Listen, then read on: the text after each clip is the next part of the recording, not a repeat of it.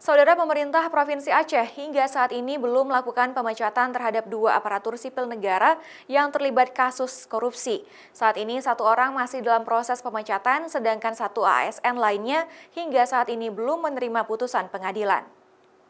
Bismillahirrahmanirrahim. Assalamualaikum. Aparatur sipil negara di jajaran pemerintah Aceh yang tersandung kasus korupsi sebanyak 2 orang, sedangkan beberapa lainnya ada di kabupaten kota lainnya, termasuk kota Banda Aceh.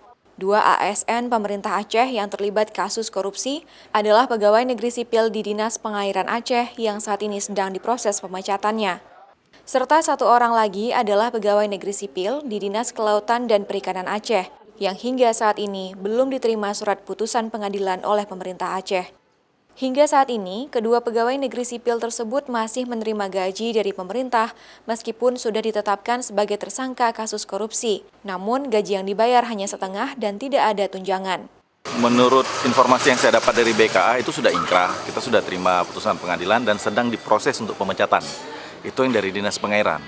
Nah, yang satu lagi yang dari Dinas Kelautan Perikanan, itu kita belum terima salinan putusannya. Jadi karena salinan itu kita belum terima, kita belum bisa tindak lanjuti, nggak ada dasarnya. Berdasarkan data yang dirilis oleh Kemendagri, daftar daerah atau wilayah yang terlibat korupsi di Aceh yaitu sebanyak 16 orang.